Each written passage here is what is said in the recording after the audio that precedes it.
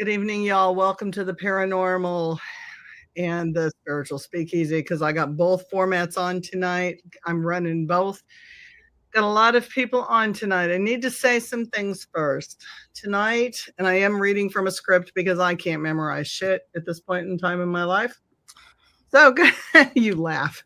Good evening. Tonight, I'm going to bring you an evening of smoke, shadow, and silk. Tonight, I speak not only as Julie, but also the woman behind the mic and the woman of the paranormal, known as the paranormal courtesan. My path is not aesthetic. I need you to know that. It is not a costume that you can borrow. It is not a persona that you can slip on for attention. It is an inheritance carved in trauma, resurrection, and the spirits who walk with me. And I recently put together pieces of that identity to make it whole through rituals and language, shadow work, and artistic breath. Attempted by others who did not walk the fires that they were made in.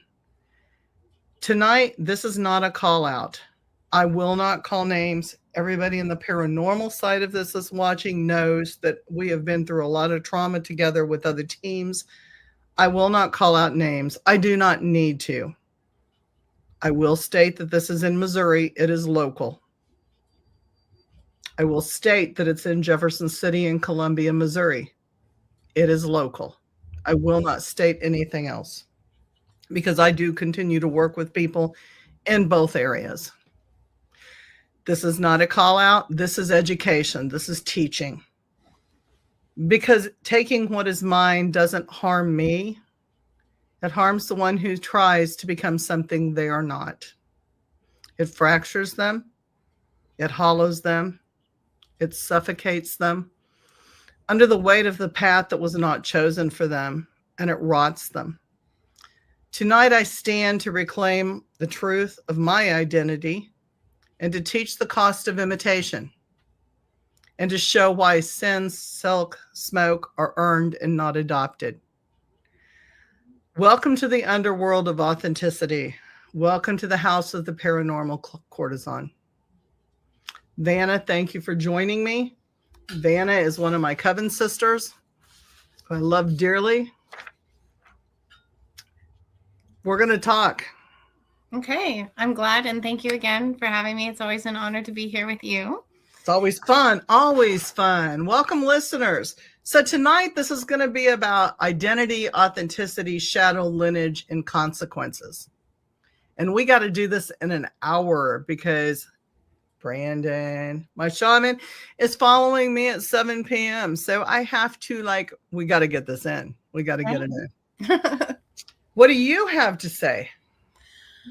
Well, I'm not really for sure. I mean, I know that at least in the paranormal world, right? Mm-hmm.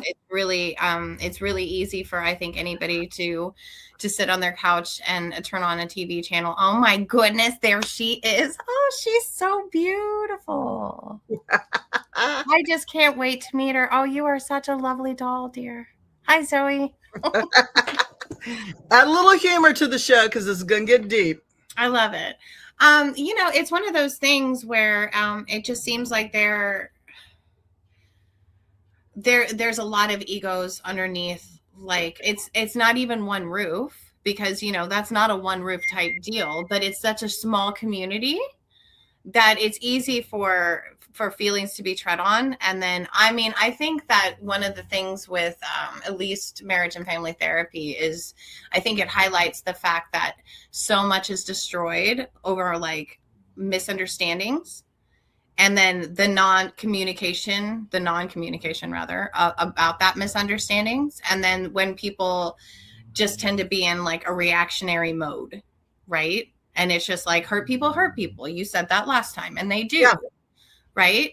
So I just become really curious to be okay, what is underneath this? Right. I see symptoms and then I want to know what the causes are. So I'm hey, what's up? Hey, there's Benamora. Hello, dear.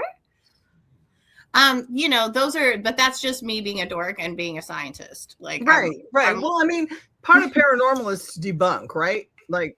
and that's why I have both sides on tonight. It doesn't matter the scientific method that's used for either one. Oh yeah, I don't care how you get to the We 7-Eleven. I just want to meet you there at 6. Truth with a T, capital T. We want to prove the truth. For sure. And that's what it is.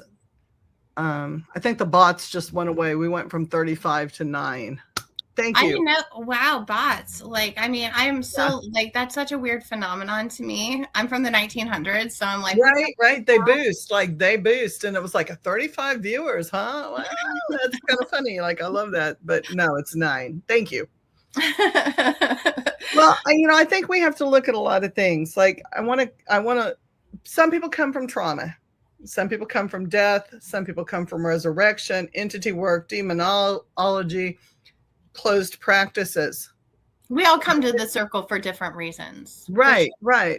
Lineages. And don't claim a lineage. And lying is lying. Don't claim a lineage that's not yours. Like, just don't, because the spirits are going to get you for that one. What I have survived, I survived. Somebody, Chris A12, so I'm not a bot. Vanna says I am. You are not a bot. If I'm seeing you now, you are not a bot. She isn't, but I love her dearly. Like, I come from lineage. And so for me to claim what I claim, I was initiated. I went through the process, and I have the right. I have earned the right to do the things that I have done. Other people that copy me have not earned that right. They've not been through the process that I've been through. And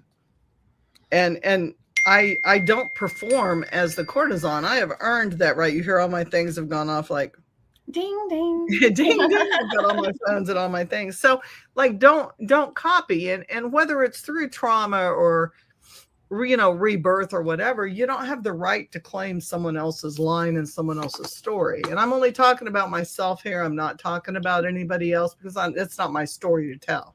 For sure. Well, I mean, I think a really good example of this that everybody can kind of like, for all the viewers and stuff, that can kind of get a concept of what you're describing in a nutshell. Like, if anybody's familiar with the Amber Heard, Johnny Depp trial, boy, if I could speak, life would be better, right? Don't shit on pillows. Anyway, the point is, right? But it's like, I think one of the things was about Amber, in addition to the fact we all learned throughout that process, she's really not a good actress, A. B, that like, the other aspect was like when she was talking about certain experiences she supposedly had with Mr. Depp, that she stole those stories, those trauma stories of actual physical and crazy abuse, and she just took it and she was like, well, I could use that story here. And, so, I mean, and I understand how that's like such a huge violation to somebody, because it's just like, not only is it like making you relive it, right? But that's a part of you, a very vulnerable part of you that is being exploited. So it's almost like being re-traumatized in like a whole brand new different way. And I think that that's one reason why Amber Heard really got under a lot of people's fucking skin. It's, excuse my language. Oh no, we have a fuck count. As a matter of fact, there's a person who does a fuck count for each of my podcasts. So you're good. Okay. Sorry about that. But yeah, no, don't be. Anyway. So it's just one of those things. And I mean, I try to be a very calm person, and I try not to come from a place where I'm reacting. But like, for someone who has had like my kind of a background, and for the types of things that I've been able to see, just in my own experiences happening in other people's life, and really truly understanding what this does to somebody and the things that happen because of those things, I'm very protective over my trauma people. Yeah. And I'm like, I don't want them to ever be exploited. It's hard enough to get people to understand what they're experiencing in the first place, right? So like when people try to like glom onto that and just kind of be like, oh, it's my own identity marker, because, but I have a kind of a problem with society right now in general right now. It's probably a Vanna thing. But it's just like, finding, a random like DSM-5 term and going, that's my identity. Do you know what I mean? I'm like, that's that's really troublesome to me. But, and I mean, and it's also a particular type of mindset that I'm really not oriented toward. I'm oriented toward growth. Yes. Growth models, post-traumatic growth, like those are my things.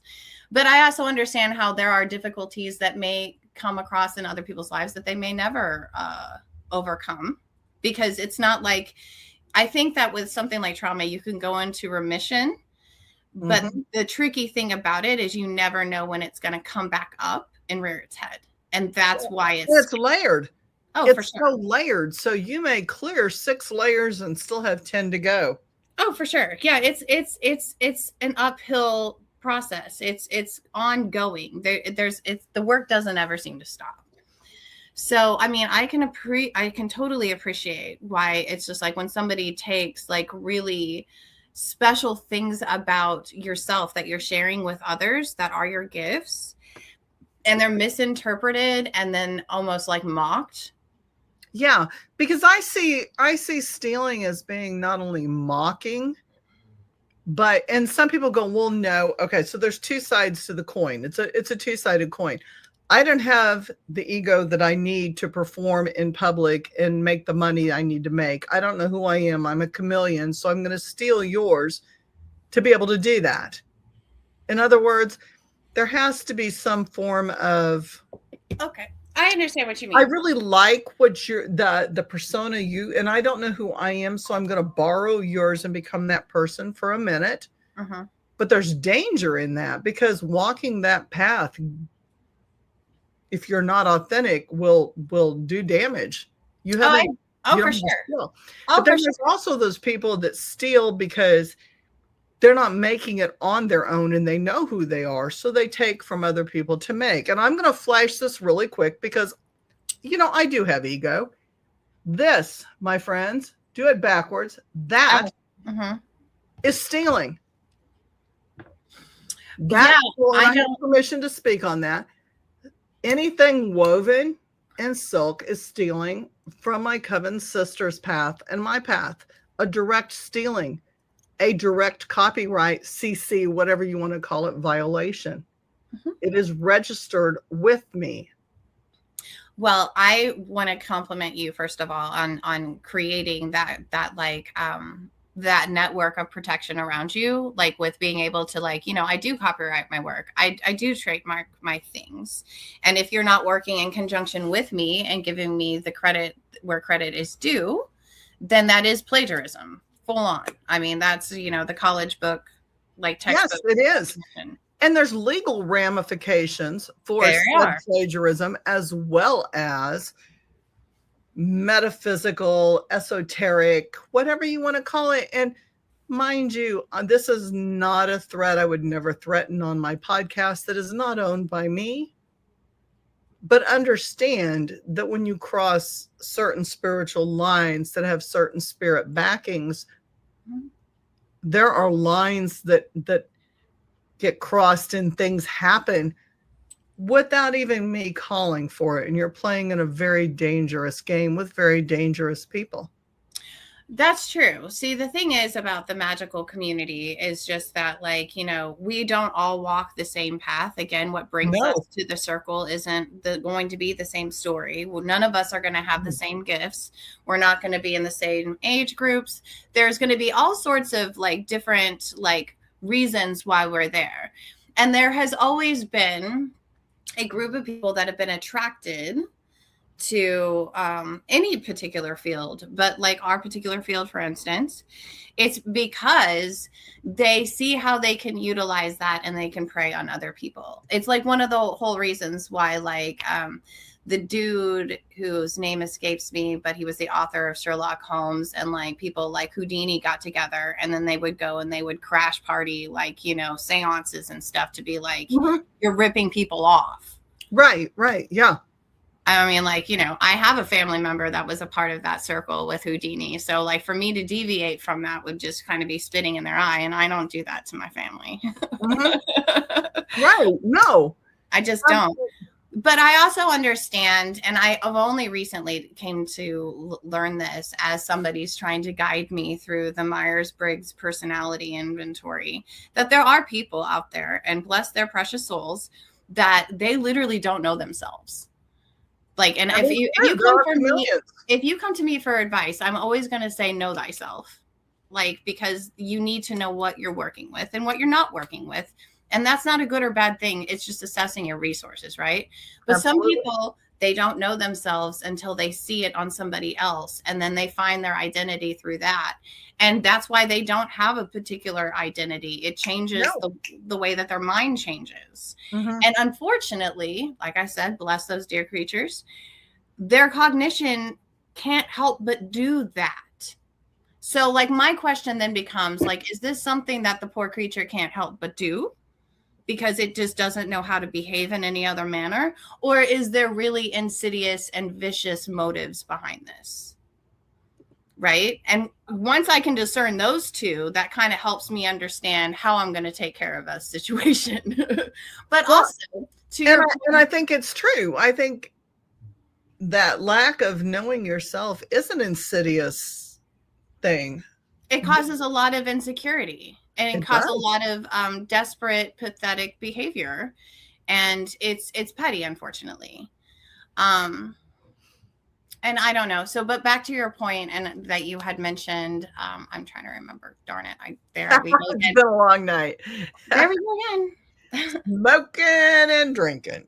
Here we are at the Spiritual Speakeasy. Well, you know, people have asked, what does my agenda mean? What does my manifesto mean? And I'm in multiple organizations, and character is a big thing with several of them. And you know, I hate to say I'm watched, but I am watched because I am supposed to be learning and growing at a higher level. So I want to kind of quantify and qualify some words that I use in my text. Sin to me, I am not talking about the big sin in the Bible. Okay. I'm not saying I represent the snake that comes in with the apple, which, by the way, is a whole story. It's not real. It's kind of a metaphorical situation that's been passed down for ages about choices and roads, right? Sure. It's not Christian sin. It could be sacred rebellion. It could be the breaking open point of truth, where truth with a T meets small truths that we think we're very attached to, that we think we know, that we really don't know, right? Mm-hmm. We want to be right. The refusal to be small, because sin has a capital S. It's not a little s. Mm-hmm. Smoke is the breath of the other world. It's not fire. Mm-hmm. Hi, Morta. Shadow, revelation, distortion, where the lies can't survive because they're smoked out. Mm-hmm. It shows all. The thin veil that we walk in. Silk, the sensuality. Sovereignty. Ooh, sovereignty is a big one. That word's been stolen too and used in direct context to our rituals, which is a whole nother thing. Softness over steel, power that doesn't have a roar, the feminine edge, the femininity to the underworld that the Asians have used all the way through. So when you look at things like that, and you want to call yourself weaving with the silk, walking through the smoke, and even words like your sinful self that have been taken out of context. Not at all. No, your dark self, your sinful self. That's not at all what this is about. Mm-hmm. It's not. And there have been others attached to the spinning of the web and things like that. And that story is going to yet to be told. Nancy and Reb, hang on a second. We are smoking and drinking. Hey, Nancy, paranormal buddy. We are drinking some kind of cherry stuff. I don't know. It's like a dessert thing. Oh, nice. From Colorado and Manitou Springs. It's a small batch they make every year. It's amazing. Smoking, I don't smoke. I have allergies. I would like have to have an EpiPen. Let's see what else we got. Venom. It is the ultimate violation of spiritual integrity. Yeah. And I kind of want to go back to a point that you made. It came back to me. I remember now. Okay, so when you said what was it? You said that there are spiritual ramifications and there's fallout. I agree with that. And I kind of think back to, I refer to him as Uncle Al, but Aleister Crowley. And like, he was absolutely known for, among the initiates, for building traps into his work. Mm-hmm. So if you went in and you tried to monkey around with one of his books, you'd fall into, you know, a trap, really, and a pretty bad one too. So you can't just grab one of his things and then just go out there and do it. And you know what, to be perfectly fair, sometimes he couldn't either. You know, and Solomon couldn't either. And that was the big thing. Like, oh shit, sorry, my computer just jumped. Solomon, that's what Aleister Crowley's work was based on. Oops, sorry, I got a light behind me too. It's King Solomon. And if you do Solomonic magic, you know that he was felled by his own magic. Yeah. Well, isn't that what the Necronomicon? Oh my God. The Necronomicon, I mean, that's essentially what it's based off of, is it not? Was he not the Mad Arab? Like, yeah. It's right there. I mean, it's so powerful, but I tell people all the time, be very careful what you summons, because your ego will tell you can contain it and you can't. Be very careful what you copy, because you may think that you can imitate aesthetics, and you can. Like my look, like, okay, look at me. Like, I don't look like my filters at all, right? I don't. I love my filters. If I could become my filter, there's a part of me that would become my filter, but I want to turn it on and turn it off, right? Sure. You have to be able to flip that switch and know when you're performing and when you're not. Mm-hmm. The problem with people who imitate is that they want, God damn, that light behind me. They want to be able to be that person, to make money, for ego, to support their subconscious that they think is their subconscious, and it's really their ego. Well, what I feel like you're describing, and I could be wrong, because again, like, I don't have my license, but like, it sounds like you're describing what most people would classify as a psychopath and a sociopath, right? What they do is they mimic. Yes. That's what they do. So for them to act in any other way than how you described would just, I mean, that's the nature of that particular organism. Or a lost soul. Like, I mean, I'm willing to give them the fact that they're lost, right? Like, they don't know who they are. They're still trying to find their identity. There's so much trauma. And I think it's also their trauma that they haven't healed from. And there's a fear. Fear is a common thread subconsciously that people have that holds them back and won't let them step into their own power.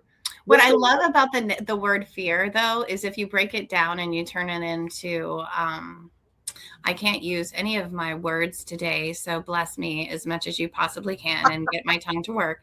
But it's essentially, if you break the word down, and F, what does F represent? False. What's E. I know. I was like, what, Emma, which word am I spelling? E. It is evidence. So false evidence, and then A, appearing real. So that's what it is. It's false evidence appearing real. And that's all that fear is most of the time. It's not that our limbic system isn't trying to tell us something's off and that we shouldn't lean into that and believe in it, because that is programmed for our innate survival. But sometimes we need to stand back and go, okay, like, I need to be objective about this. And if I can't be objective about this, if I'm feeling something about it, because as long as you're feeling, like, most of, I don't know, it's just how the body just reacts, I guess. It just gives that all of the attention to that, instead of being able to go, let me de-escalate this, right? Even with yourself, not with the other person at this point, and then become objective about it. So I mean, that's a big thing, but it's just like most people can't move out of that fear, I guess, gear, because they don't necessarily realize that they're succumbing to these mechanisms, that these very human, very mammal mechanisms, right? And if you don't know what you're doing, then it's hard to regulate it. True.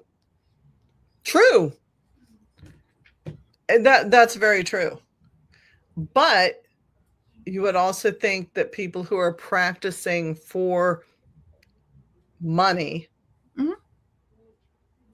so you've moved out of the metaphysical realm where people are just throwing down some cards or doing a little Reiki on themselves, to booking themselves out to major studios,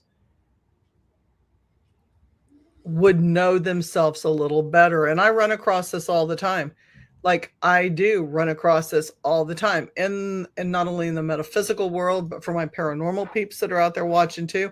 How many times have you seen a team that professed that, oh my God, and I'm not mimicking Zach Bagans, love Zach Bagans, oh my God, what is that?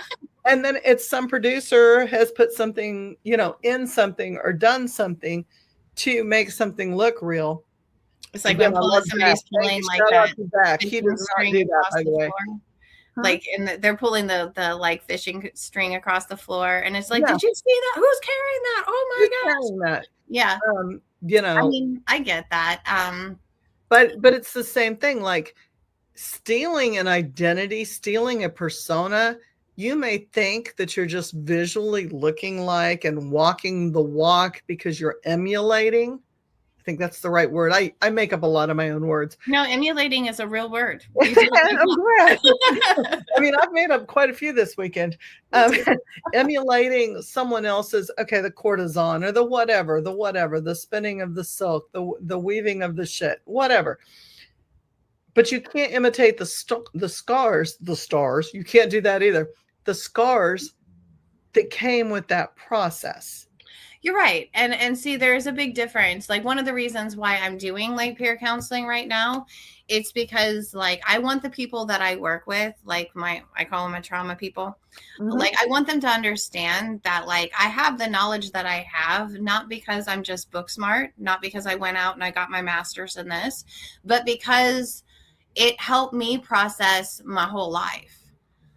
And like, I was lucky that I had that piece that fell in for me, just because that piece fell in for me and it helped me find out who I am, the path I'm supposed to take, and the path I'm supposed to guide others through.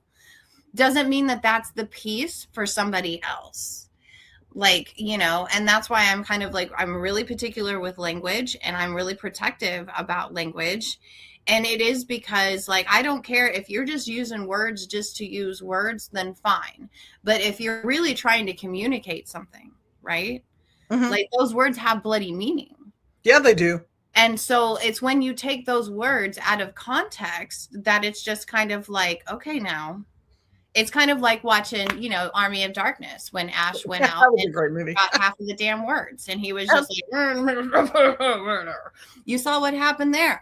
Yeah, absolutely. It was a shitstorm. It was. It didn't end well. Who didn't? But, I mean, I'm kind of like, who doesn't just want to be standing in a cemetery, have a whole bunch of skeletons try to fight you? I'd be like, today's the day. Die, bitch, die. Today's the day. But like, on a paranormal level, like, now that we're talking about that, and I want to explore this so much more with you, and I hope that we have future shows together where we can, because I've been in the paranormal world. Just because I don't socialize a lot, I keep to myself for a lot of reasons. I love that. She is so just beautiful. I want to understand that Zoe is how I wish I could look. I know, right? Like, for those of you that can't like see her, like, let me see if I can. Oh, she is beautiful. Eyeshadow. Look at that. And her dress. Her dirt and her. She got elf ears. She's beautiful. Oh my goodness. I'm just in awe. She has some cool ass outfits coming too. You're gonna see her a lot. Anyway. But so John Edwards and like Sylvia Brown. Yes. So tell me how you feel about those people. Fakes. Okay. So how do you know that they're fakes? What told you that they're fakes? Right? Well, I think let me backtrack. That's a harsh statement. I think both of them started out and they have gifts. Sure. I think they have gifts, but I think when you sell out, I think there's an expectation. You know, like when you write a good book, a bestseller, you make a number one gold or platinum album, the pressure is on to do more. And you want, let's do rock stars. That's a really easy model, or rap stars, music artists. Everybody understands the world of music artists.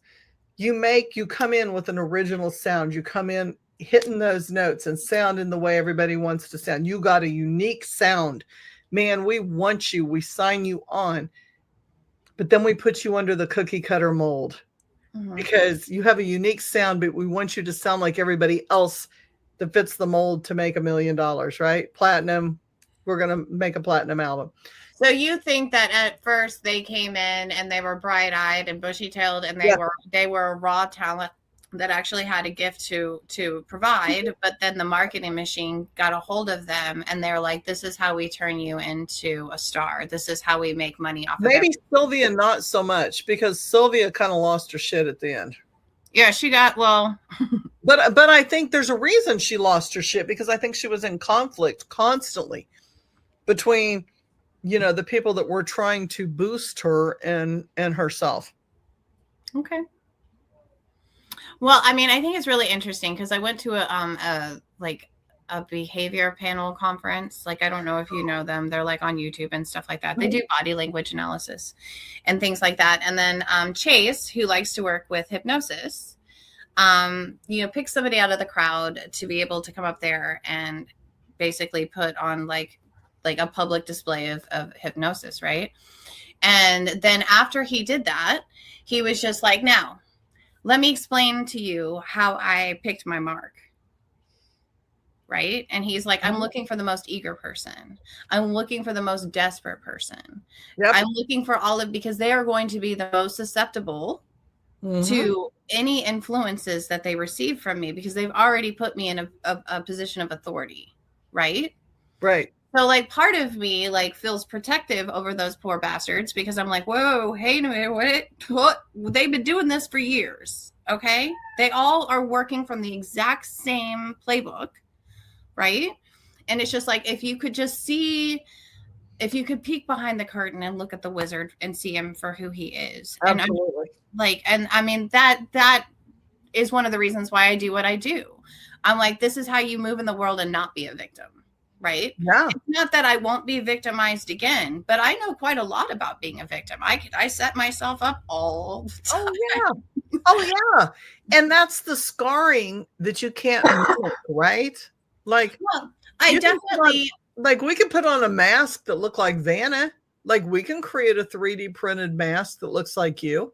I know you can, but everybody has denied me at the studios for making a horror film. They said that it's not going to happen. I'm too dark. But you know what I mean, though? Like, we can put on a mask and we can come forward and quote your ideologies, but can we be you? No, but like the particular ideologies that I have are meant to be replicated. I want them to be replicated. I want the whole world to become trauma informed. I want everybody to have that at their disposal, because it's hard as hell to work with people who are traumatized. Absolutely. And but there are certain aspects of your personality. I hope that somebody could replicate me.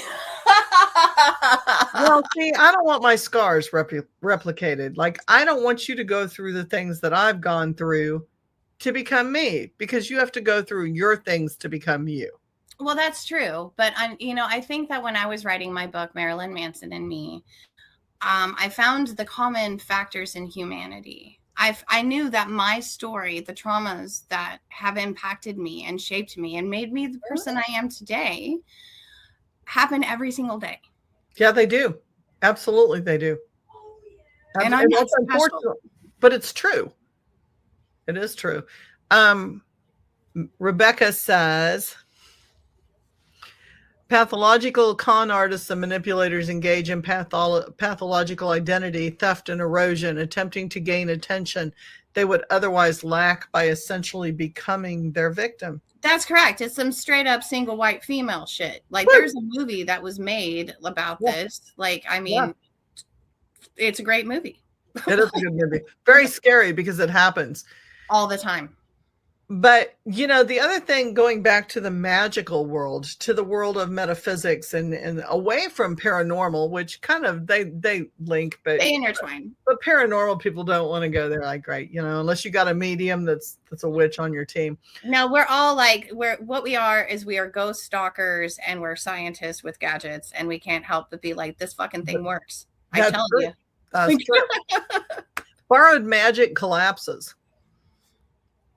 Stolen rituals don't have the spirit behind them.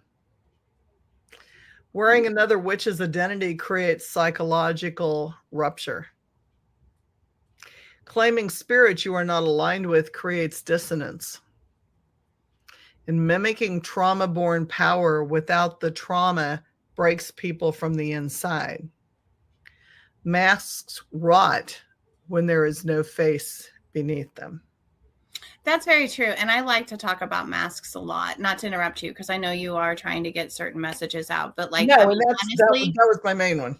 I think that when people put on masks, like, you know, for instance, let's talk narcissists and psychopaths and sociopaths are the easiest ones to pick on because they just can't help themselves. But they put on those masks. And once you start like trying to get close to them, they will become more symptomatic. And what I mean by that is they will become more ferocious, more of an asshole. They will attack you more. Their attacks will become far more vicious. It's because they're terrified you've gotten too close, and they're trying to protect the fact that there is nothing there. Right. That's why they act the way they do when they do, as quickly and as ferociously. It's because it's a sheer act of desperation. You got to understand, those organisms, just like any other organism, myself included, we are designed for survival. Their survival mechanisms, their systems are completely counterproductive and even alien to our operating systems, right? So, of course, the mimicry is mimicry. And sometimes people can do it really good. Like, we have actors for that, right? Parasites. Yeah. But like, you know, if they know like they're going to be uncovered or they're going to be discovered, that's when it's on, because they're trying to fight for their survival. It's all gone. It's gone. My bottle is not in the room. I tried to order some sake the other night. I couldn't find any in this bloody place, so I didn't get any. But that's why we need to go and have some sake, because we do. Like, I'm craving it. I know. And we're talking about getting together in a couple days. Like, I think, or a couple days, like next, not this coming week, but the next week. I have a crazy calendar this next week. Like, I'm traveling to people doing QHHT. Okay. So, like, yeah. Good. So, and I'm doing paranormal investigations and some really cool shit that's going to come out live. Like, it's going to be really fun. I can't wait. This is going to be a great week. You're gonna see me like impaired in doing investigations. Like, it's gonna be an interesting gig. Like, we got some fun planned. You know, kind of like grade C horror movie shit. We're gonna play. Oh, I love it. I'm in. Just for fun, not because I would advise anybody to go out and do that kind of shit. But it's maybe with the disclaimer of this is not how you do it. Not in it. There will be lots of disclaimers on the event. So, you know, like, getting back, like, we've stayed on topic. We really have. We've done a really good job. When you steal an identity, you have to understand that you're stealing the backstory too. And you know, Venom has a backstory, and she'll make that known, you know, when she's ready. I have permission to talk about it, but at that same time, her facts are her facts, and her story is her story. Yeah, and it's her voice. She needs to. Yeah. It's hers, and it's hard. I can say with my own experience that when you are revealing those very vulnerable and intimate aspects of yourself, your experience, like, I mean, you're putting yourself in a very precarious position, but a necessary one. And when that does happen, like, it is stepping into and claiming your voice and screaming from the highest mountain and standing with the strongest resolve, you know. And I mean, that takes time. Like, one of the cool things about like working with you guys is that, like Venom understands how important it is to have that voice, right? She understands a lot of the things that go along with the true things that need to take place for somebody to heal. And, and again, that's her voice. It's her story. And I want her to be able to speak it on her own. This is not the owner's story. I did not say a word. This is not the owner's story. This belongs to someone else. The one before that belonged to me.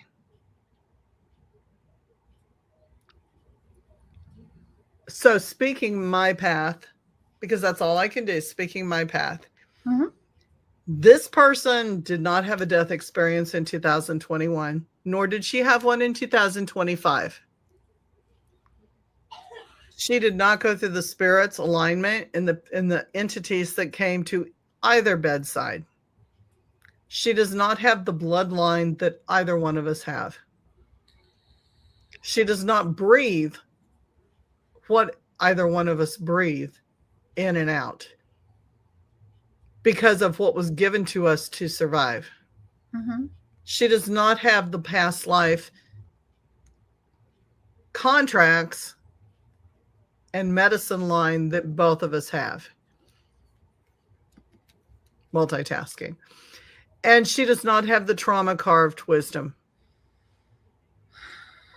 So my path and another's path fits because it broke us and it rebuilt us. Mm-hmm. And you can't steal what the underworld forged. You can emulate it all you want, but it is not authentic.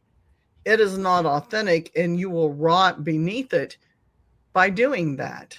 It will come down. The web will collapse. Mm-hmm. You will fall, and it will be made known. Just saying that. Just saying it. You know? Yeah, I know. I saw what happened to Amber Heard. Yeah. When you misrepresent and you cause the harm that's done, first of all, let's talk about, okay, we always have this joke about, like, you have these weekend events and somebody comes to your table and they fucking steal sage. Like, what's going to happen to them? Well, to me, nothing, because obviously you needed some clearing in your life and you didn't think through that situation, right? Didn't. But when you represent lineage that's not yours, that's a problem. That's not me coming after you. That is the spirit of that lineage coming after you. Well, that's true. And I don't think that people understand the full power of what it is to have your ancestry working with you and backing you up on something. Like unfortunately, I wish that it was something that was more well known and that people did have more of a connection to themselves through their heritage. No, the lineage is not happy, because there's been claims with the shadow work and the various other things. There's, the Spider Woman, the spun silk, the cortisone, the smoke, the whole dark self. So let me ask, because I haven't heard this yet from you. Like, okay, so as all of these things have come to light, right? Mm-hmm. Like, and given what you know about just human constructs and motivations and mm-hmm. things like that, can you help me understand why somebody would choose those particular words that were very blatantly ripped off of from other people? And it's like a dollar store type ripoff. It's not even a good one. Right. But so can you explain that to me so I can understand? Because I mean, some of these people, like I've never met, never known. I can only explain from this particular circumstance. Sure. Because I mean, I could go into paranormal, but that is still an active suit. So I'm not going to go into paranormal. And we've had even more things come up. So yes, there are lawyers that have been brought into that as well. For those people that are wondering. So quit getting me shut down on Facebook. There you go. This particular person took part in a particular coven ritual with us. Okay. So she heard sacred words and she then heard sacred words. Not only did she hear sacred words, but it was texted to her in ritual that was created by Venom and I. Oh, I understand. Yes. Okay. So They took those stories. Also, go back further than that. Go back a couple months prior to that. She was at the hospital while Venom was at the hospital. Mm. And certain things were discussed. And we were discussing how the rebirth of both of us connected at a weird same time, and how we remodeled and stepped into our personas. And I love that you two have that connection. I love that. Yeah, that was, and like, it was a huge thing, and it was like, oh my God, like this all, sorry, I seriously am not tweaking. Like my scalp is really dry. I'm like going, I'm not doing crack. You seem a little too calm for crack. Okay. We shared in the room with several people, myself included, 2 others, and Venomora. And the cortisone and the spider. And we created this, we talked about, we didn't create because that sounds like we like wrote this story. It was there and the 2 were interwoven, and it was interwoven very tightly, which was very strange because we didn't talk to each other through the writing of any of this. No, you made a really tight connection there. It was like, holy shit, wait a minute. Let me pull up this thing because I want to read to you this. And she was like, oh my God, let me read to you this. And it was the same fucking shit. I love that. I love the synchronicities. Like she said, it was channeled, right? And we've had our issues. Don't get me wrong. Like, you know, Venom and I have had our issues. We've been together. We have like had some shit, and we've worked through that shit. Mm-hmm. Being authentic and truthful at all times to both of ourselves. And this person was present in those conversations. Mm-hmm. So the day that this person showed up at said gathering, there were concerns because the person was what I would call off. But the person seemed to gather their energy flow and do better towards the end of the day, and was allowed to come into the circle that we had talked about before. Okay. Like maybe that person's just having an off day. You know, there's things going on at home. They're not feeling well.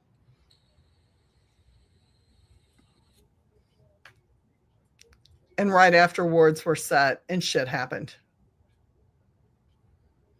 Okay. And the truth came out. Mm-hmm. And the person was removed by the group. Mm-hmm. Boundaries were set. And we assumed, I'm going to use the word assumed very lightly, that no further work at that point in time, besides cord cutting, was needed. Because you know, unlike a lot of people, I think we think the better of people. We try to think that no one is going to be malicious, right? Yeah, I think many people walk into and they exchange information and experiences with people, not thinking that they could take something so beautiful and, mm-hmm. you know, so precious, really, and turn it into something that it was never. Which is why, you know, at our last Coven thing, I said, be prepared within 24 hours to turn in your jars if you're eliminated. Oh, sure. Yeah, for sure. Because learning is a curve, right? Like, you know, it's kind of like playing golf. Like you're going to give me 100 strokes on a 3-stroke hole because I dig great holes. You know, it takes me a while. So not only was ritual stolen word for word, mm-hmm. word for word, like because this person has a copy of the ritual we used on their phone. Well, my question is like, okay, so I understand kind of like the back actions, but like, so what do you think is motivating this particular person? This person doesn't have a backbone. So this person also went on a paranormal investigation with myself and my husband.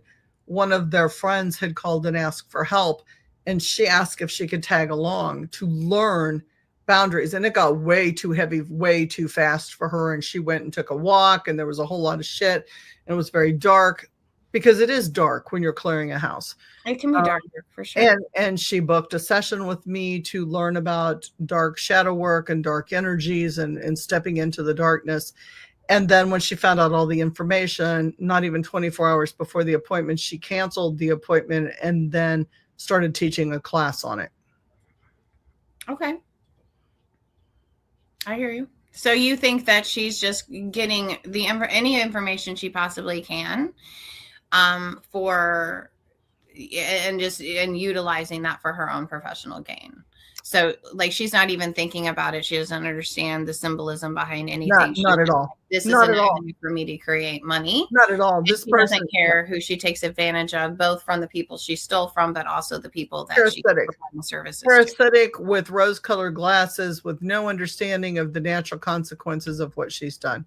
Well, and but here's my question. And also ego-fed and maybe manipulated, because she thinks that she's not going to get hit by the repercussions of something. Isn't that good though? Isn't that the best thing that could possibly be? Like, when you see like somebody walking along being like, tra la la la la, nothing ever comes back to me, and then they get clobbered by a piano that fell out of the sky. Well, from my point of view, yes, but from her point of view, no. And that's my warning. See, I'm not here. And I'm going to state this for those people watching this later. I'm not here to do harm. Okay. Like, I don't have to fucking do harm. You're going to harm yourself before I harm you. For sure. I understand that. Stupidity and brainwashing of society, and there's a word I'm looking for. Shit. It starts with an I. And it probably doesn't, but in my head right now, it starts with an I. It seems that way. Ignorance. Okay. Ignorance is bliss, right? So for me, it's no excuse, but those are the best things that I can bind somebody to. Like, sure. All I have to do is bind you to yourself at that point, and you're going to make the bad choices because you're so ego-filled and so ignorant of what's really going to happen. Put on your pretty little rose-colored glasses and make your money, and you're going to make the bad choices, and you're going to do your own demise. I don't have to take the consequences and the hit for that. Mm-hmm. I don't. And that's what's going to happen. Yeah, so I very much believe in giving somebody enough rope to hang themselves with, because I'm not. And that's them. I'm like, I can stand here as the paranormal cortisone, and I can have the sin as my shadow, and I can have the smoke in my breath, and I can have the silk on my skin, and you can be mimicking every fucking thing that I do, but you're not me. Yeah. And in the end, when push comes to shove, the path is mine. The rituals are mine and my sister's. The fire is mine. And no imitation is going to carry that weight. So steal my words, steal my work, steal my aesthetics, but you can't steal the underworld that made me. You can't. And you will come up not feeling so well when you do that. Well, some people don't even ever make it out of Dante's Inferno. No, they don't. They don't. That's the whole thing. They don't make it out of that. I understand. I feel you. But I also think that, because I think for me, when it comes to people who try to emulate, or I don't think I've ever seen anybody try to like emulate me, but bless their hearts, and I appreciate where they're coming from. But at the same time, I mean, because I know that I'm the only Vanna in the room right now. Like, there's only me, and that could be a good thing and that could be a bad thing. But like, I guess I never really feel like I'm in competition with anybody. Like, I do have my sovereignty, because I know that I'm a wacky person, and if only the weird, if you embrace it, you know what I'm talking about. Like that's the best. That's the best. And, and again, like, because I am a student of Uncle Al's, like, I'm just kind of like, okay, you know best, may the force be with you. And then, I mean, it doesn't shake me. And I'm so thankful to be in a beautiful circle with really wonderful women that, like, I don't really like that many women, to be perfectly honest. I like you guys. And, I like that our goal is sovereignty. And, and what it means for me to be sovereign is to know that, like, I don't have to compete against anything because I already am. And bless the souls who would like to be like me. And you know what? Go ahead and you can join the church, and I can try to teach you to be like me for a very hefty fee. And it's a nonprofit. And I'm kidding. I will mix the Kool-Aid. I mean, it's gonna be cherry lemonade flavor. For sure. Like, and if you want to get in line for my special Kool-Aid, then there's $7. There's $7 a drink. I will give you a certificate for the Kool-Aid Club for $25. Well, we have 3 minutes or 4 minutes, so this is your show, and I'm gonna let you close it because I know this has been good. So I want to say before we close, and you can have your close too. Tonight, I want to leave people with this. You can steal the words of a witch, and you can steal everything, the image, the persona, the words. You can steal the rituals, but you can't steal the fire that gave them the breath. You can borrow the silk, but not the skin that endured the blade to earn it. Mm-hmm. You can imitate the smoke. Imitate. That was all. You can imitate the smoke, but not the lungs that survive the burning. Identity is not a costume. Magic is not a mask. Mm-hmm. Darkness is not a filter. I am the paranormal. I can't even say what I am right now. That's funny. Blah. Hairball. I am the paranormal courtesan. That is my hashtag. Born in sin, raised in smoke, crowned in silk. My path is not performance. It is price, it is lineage, and it is blood. And those who take what they have not earned do not harm me. They unravel themselves. And I want to thank the people that have walked the line with me tonight, and Vanna, because she has been a huge part of this. It takes a lot to get on the stage and to make yourself known and to stand behind your words. Many people are not up to that task and having a face to go with what they're saying. Venom, I've got, I'm trying to do comments and read too. It's knowing who you are. It is. Yes, that's what sovereignty is. It is. And we know who we are. And finding strength and that's accepting your all your strengths and all your flaws and getting them all to work together. That's what it is to be sovereign. It is sitting on the doorstep with your demon, smoking a cigar and having a shot and going, what the fuck? It was a bad day. Oh, for sure. I love those meetings. Those are my favorite. They don't like it when I show up, but yes. like, was your day worse than mine? Because mine would kind of sucked. Rebecca says the act of theft was driven by their inability to achieve material success through their own efforts, leading them to seize from who had achieved true success and possessed genuine integrity. Amen. Ashe. Ashe. Thank you tonight for walking with me. May your authenticity guard you and your shadow empower you. May your truth remain untouchable. And thank you to Venom and Rebecca and Vanna for being my sisters on this path. Thank you for standing behind us and being a part of us. Thank you for sharing the journey. And now my shaman master, Brandon, is coming on. Though I won't watch your show because I'm cooking ramen noodles and eggs. I'll watch it later. I promise you. Love to y'all tonight. Thank you all for watching. We're going to continue this. We got more. There's always more to talk about. We're going to get Venom on too. For sure. We are. We got to get her on. And Rebecca. Thank you guys so much. watching the Spiritual Speakeasy, where the bar is always open and the spirits are always served. And for all my paranormal peeps, which have probably left this show because it was metaphysical, I love you all too. And we're going to investigate December 12th. And you're going to get to see us live on air. And it's going to be fucking awesome. Yeah, I love that. Hold on, I'm trying to do my jazz hands and nobody can see them.